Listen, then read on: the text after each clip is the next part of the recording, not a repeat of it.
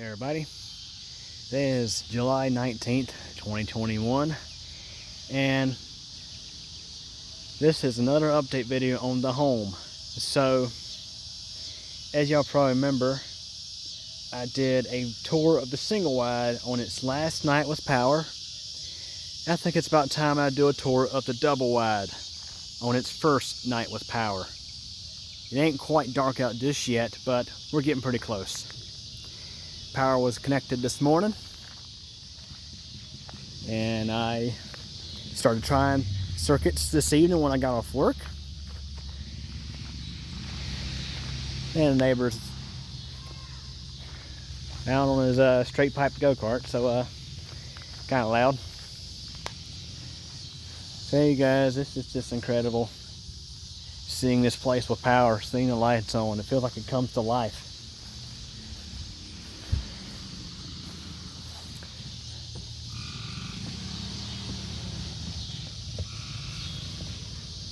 So one light is out because there's something going on with the wiring inside the light itself. I think it's probably a loose wire nut or something. I flipped the switch, the light bulb kind of faintly come on for a second. You could hear arcing. So yeah, between the connections. So you're gonna have to open that up and just probably wire that back together. It's probably just come loose maybe during the move.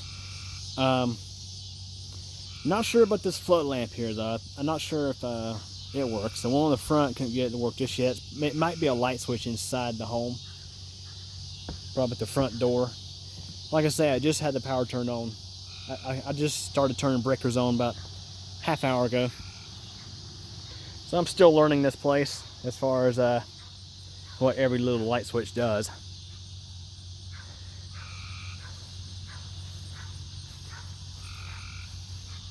I tell you guys, this is awesome. Seeing them lights come on is really, I don't know how to describe it. I should mention, I've never seen this place at night before. Only seen it during the daytime. So this is my very first time, seeing the place at night.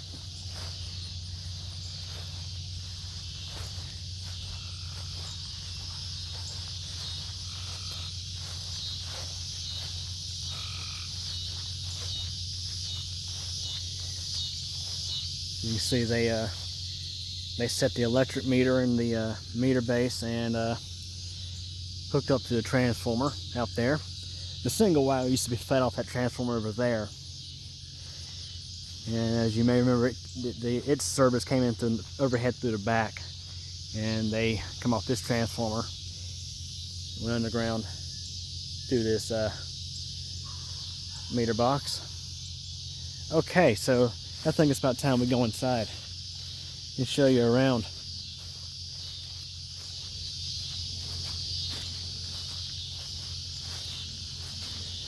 I love this right here.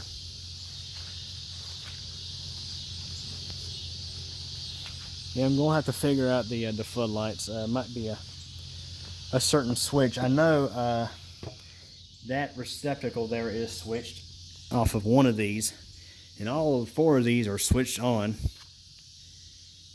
So yeah, I'm not certain about that one just yet. But anyways, this is inside.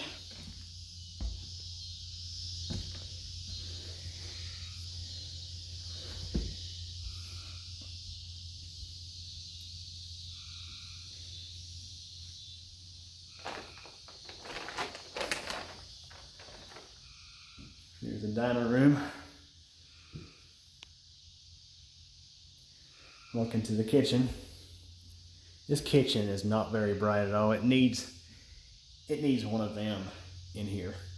This little single bulb fixture just ain't quite cutting it. And this over here, not cutting it either. That is that's a mechanical, that's a magnetic ballasted fluorescent lamp there.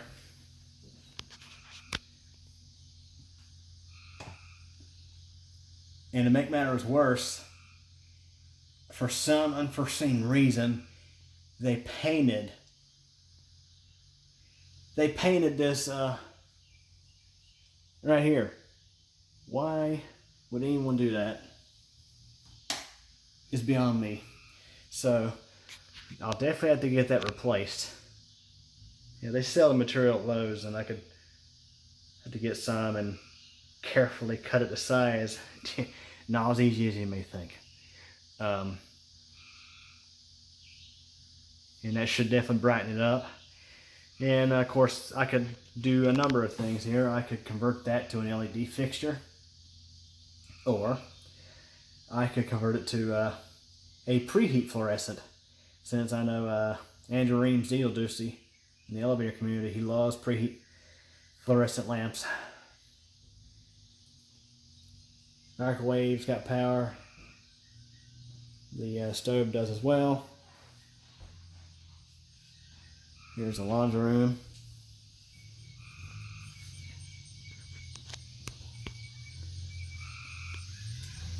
It's good and bright in here. Heat and air unit. I did actually fire this thing up and run the fan to verify that all the registers in the ceiling are indeed getting air, and they are. And what's really nice about this home is the way, just let alone the fact that the registers are up in the ceiling. Mobile homes, especially older mobile homes from this one era, the era of this one. I mean, this is 1988 model. Mobile homes from this era, the ones that have the vents in the floor, they're infamous for one thing. You get lots of air near the air handler. Let's say if your air handler is like this, it's on one side of the trailer or the house. The vents in the floor right near it, you'll just get blasted with air. But yet on, let's say, the far away end, hardly get any air at all. This, however, they didn't use the same kind of ducting you would have, let's say, like in a floor of a mobile home. They have a flexible insulated flex duct up there. And even the office and this back bedroom, they get plenty of air out of the registers. There's a bathroom. And that fan works fantastic.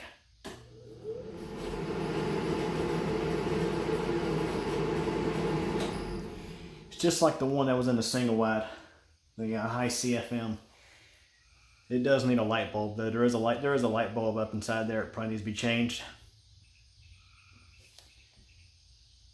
It might actually be, I don't know for sure, it might actually be wired with that. The single wide, the light inside the fan was on its own light switch. So here's the guest bedroom. And it looks like we might be getting some more rain here soon. I don't know. It's just looking like it outside. We already picked up over 2 inches of rain today. There's a view into the walk-in closet. You can sit good in these closets, I'll tell you. So here's the office, the future home of Q computer channel videos. And the walk-in closet. Definitely had no problem seeing in here. So, see, okay. Now I know which light switch runs this light here. See, this light, the wire is loose up in there. So, and this left switch acts as, I think it's called a two-way, where you can switch the light off from there or here, which is pretty cool. A lot of the rooms in here are set up that way. Yeah, I'm still not sure what light switch feeds the floodlights? I would like to know. I would like to figure that out.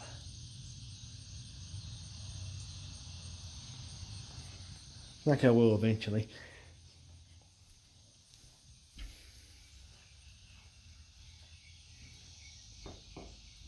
Here's the living room. So we have 3 light switches back here.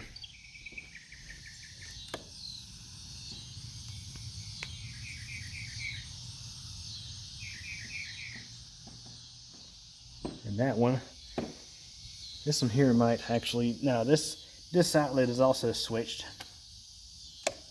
Oh, bingo. So this left light switch operates the floodlight, and look here.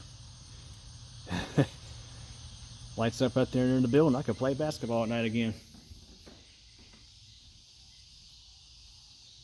So let me show you something really funny about this bedroom, guys. This is hilarious.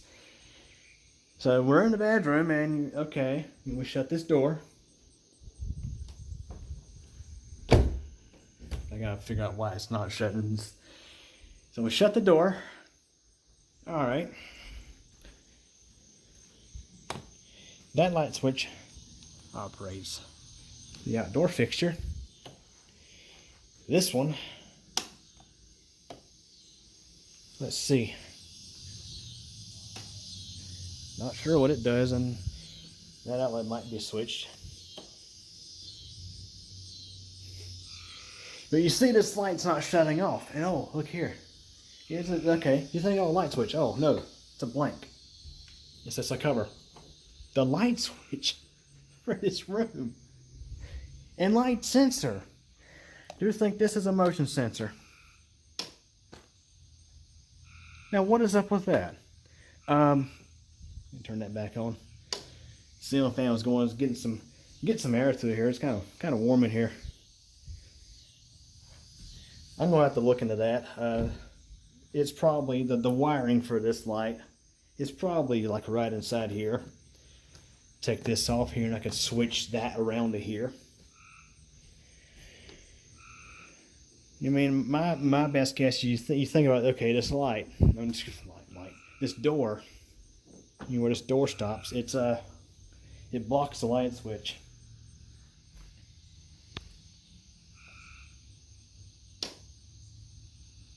So maybe their idea is, okay, we'll stick it out here, but this motion sensor, I think that's what it is, motion sensor. It's like, okay, what's up with that?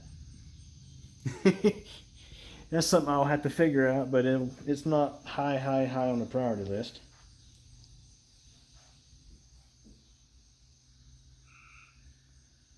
This bathroom is nice and bright. You got plenty of lights there, and you got light in the ceiling. Nice and bright in here.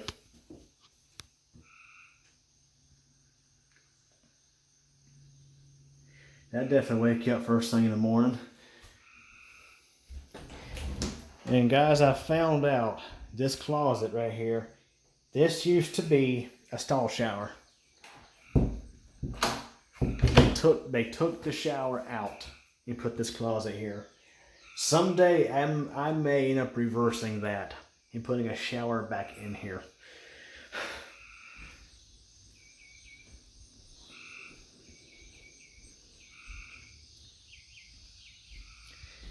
And the way I know that used to be a shower is, number one, there's drain lines right under it. As a matter of fact, there's a 3-inch connection right under it where the laundry and also the lavatories and the bathroom connect. Number two, there's this panel right here, which would be used to access the supply plumbing behind the shower. So I've been doing some work in here, a little bit of plumbing work here and there. So I had this panel off to see how everything was done in here. This is looking behind the bathtub.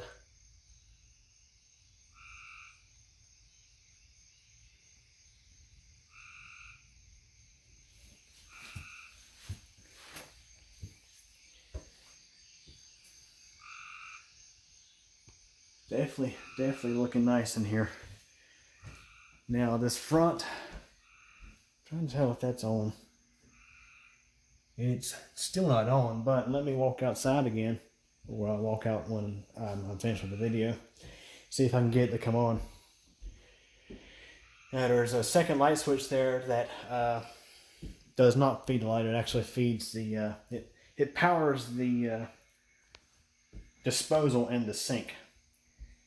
Now I personally thought those were operated differently, like you would like mash into the drain, it would operate. I don't personally know. This is my first place with a garbage disposal. I'm not familiar with them, how they work.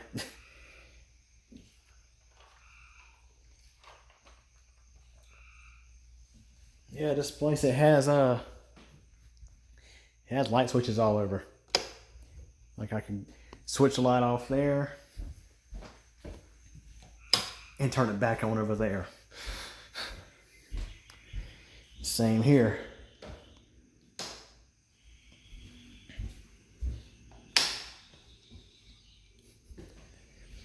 So you definitely won't have to walk too far to operate the light switch. Now the reason why these back here don't operate the ceiling fan in here is because obviously this is the halfway point and this wiring is on that side.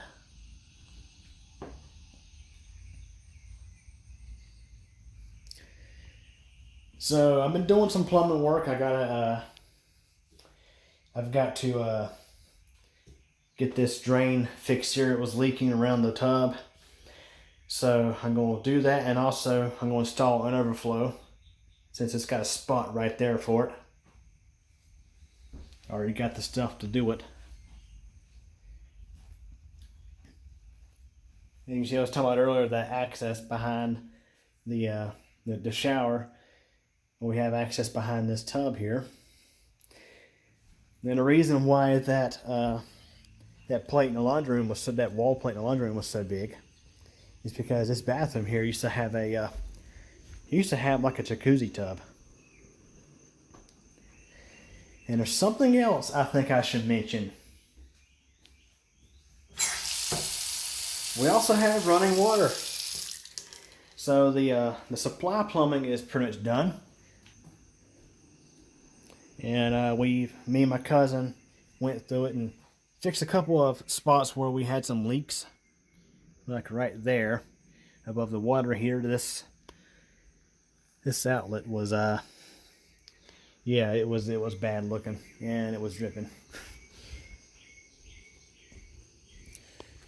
Not sure why the lights over the fireplace are not working.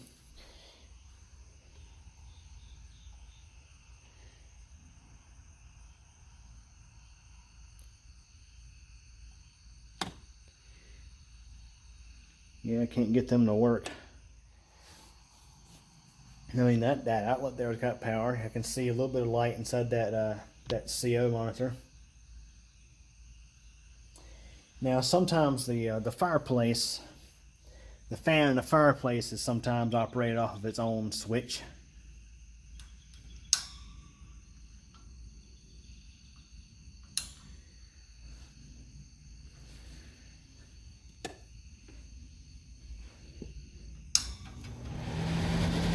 You can see that that switch on the right is for the fireplace fan. So I'm kind of suspecting maybe this dimmer. Hang on a second. This has got the old style dimmer switch. You mash it in to make it come on. I'm going to replace that dimmer switch. That's probably our fault. That's probably our problem. Or, I mean, there is a chance that these two lights could in fact be burnt out. But yeah, these dimmer switches here, the mash-in type, they're garbage. I replaced one in my parents' house this year. They break and they're just awful. I like the newer style ones that have a click. You just turn all the way to the left and it clicks to turn off. Yeah, much better. You see microwave. Now I'm going to be putting that Samsung microwave in sooner or later. Yeah, I picked that up at Lowe's since it was on sale for $1.99, and stainless steel to match the range and the fridge and the dishwasher, which are all Samsung. And I think I mentioned in a prior video that maybe later this year, I'm kind of hoping for a good Black Friday sale. I might end up changing out this range for the Flex Duo model that has the split oven. My parents' house has a true double oven, by the way, and it's always nice. It's always been nice to have. Now, the refrigerator, I unplugged the fridge because I don't need it running right now because I don't have anything in it, but it does work.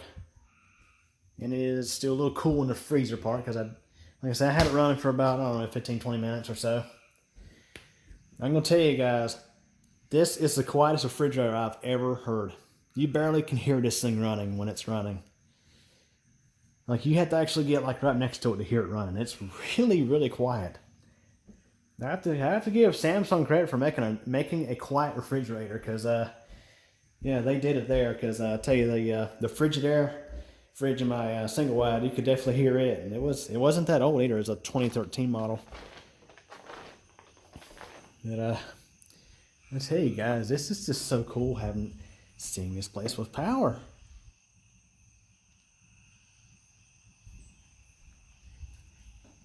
Anyways, I'm going to have to wrap it up here pretty soon. So let's go ahead and step outside. I want to go ahead and talk about a couple more things, because I know y'all are going to probably be asking about.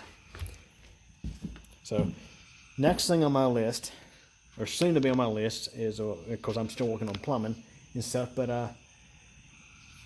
the next big thing on my list is the heating and air conditioning.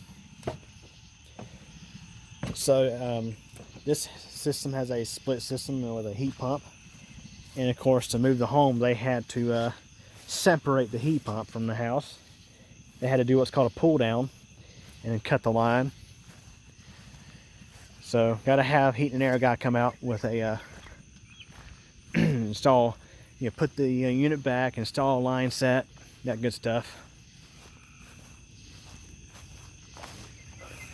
I'm about to say, it seemed awful dark over here. Okay, so that one of them light bulbs is burnt out in the floodlight. And to be honest, that could be the case up front. That could be why it's not working. Let me just walk past and see if it comes on. I'll probably end up replacing all of them with LEDs anyway, because the old halogens definitely use some power. But man, this is just incredible seeing this place lit up. It sure is a beautiful looking home at night. Just walk by here and see if that comes on. It's not. But usually those things are sensitive enough that a lot of times people driving by on the street can actually trip them, make them come on. But so first and foremost, I know y'all gonna probably asking, okay, so you have power and you have water and you soon have air conditioning. You can just move right in, right? No, not necessarily. And let me go and explain why. Of course, can't really make this out right now, but right up there is a piece of paper.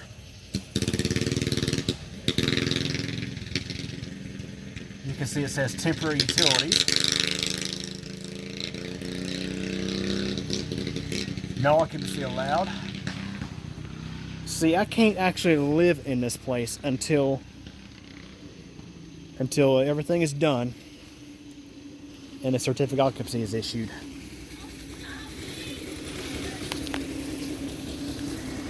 I can come in and work on the place, but I can't live in it. Not until the project is done. Not until all the inspections are done, the permit is closed out, and the certificate of occupancy is issued.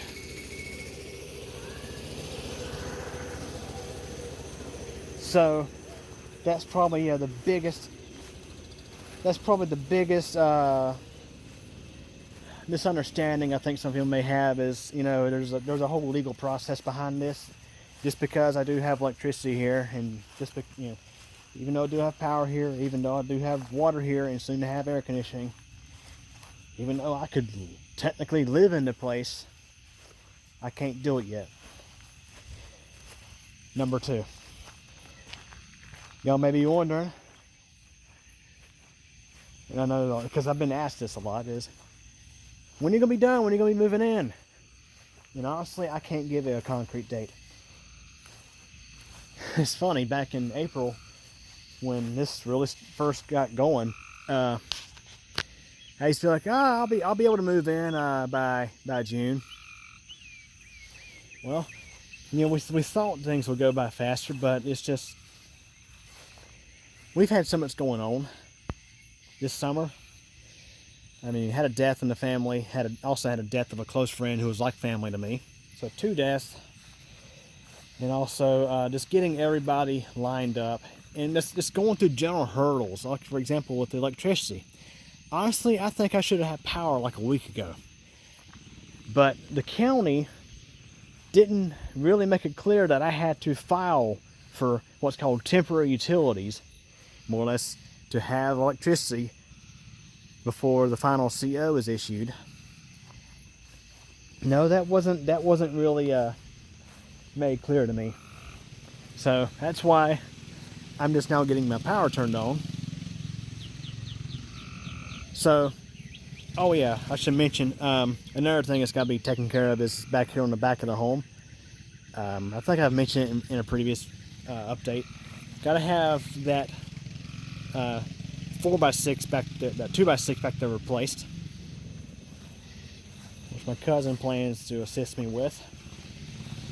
Once that's done, once the heat and air is done, and once I pass my plumbing and mechanical inspections, since those are coming up, once I pass those, I'll be able to move on to the brick underpinning, which will of course be, you know, the brick skirting on the home. And once the brick underpinning is done, then it's going to be decks, entrances, just steps, stuff like that. Plan on doing a deck back here. Plan on reusing using part of the old screened-in porch to make a deck for the side, and reutilizing the deck that came with the home on the front. So once that's done, once the decks are done and everything else I mentioned is done, oh, they are tearing it up on the go-kart tonight.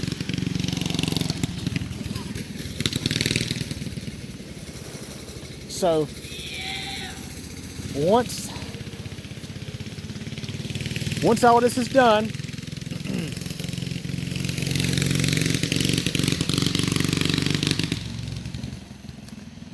okay, so once all this is done, I can request the final inspection on the building permit and get the building permit closed out. Once that's done, I can then file for the certificate of occupancy. And once that's done, then I can move in. Hopefully that's clear enough. But yeah, guys, she got power, she got lights. A couple of quirks here and there. But boy, this is this is exciting, I'll say for sure. So anyways, hope y'all enjoyed this video. Thanks for watching.